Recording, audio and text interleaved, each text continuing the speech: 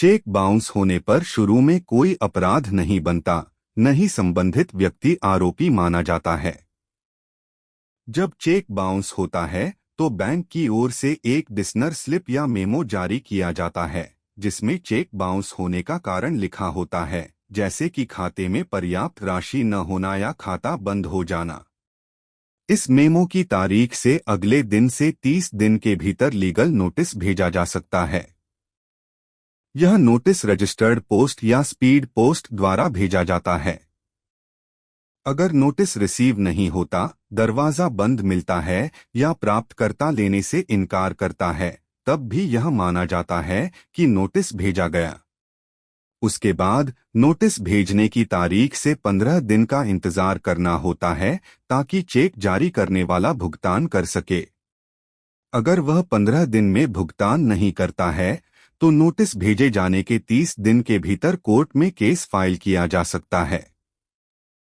यह limitation period है।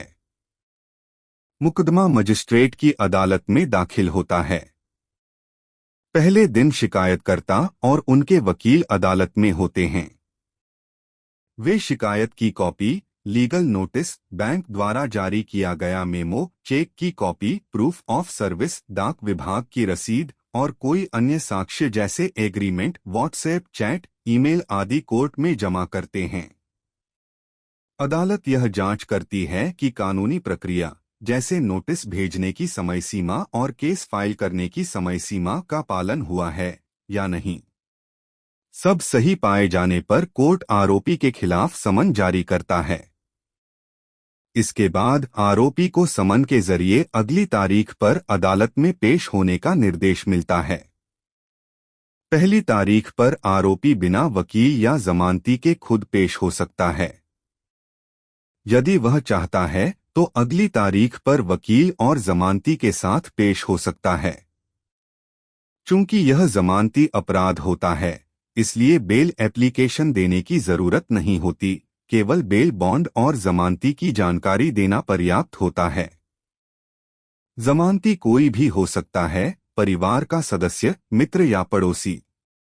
जमानत के बाद कोर्ट या तो आरोपी को शिकायतकर्ता से जिरह क्रॉस एग्जामिनेशन की अनुमति दे देती है या आरोपी को 145(2) के तहत एप्लीकेशन देकर अनुमति मांगनी पड़ती है।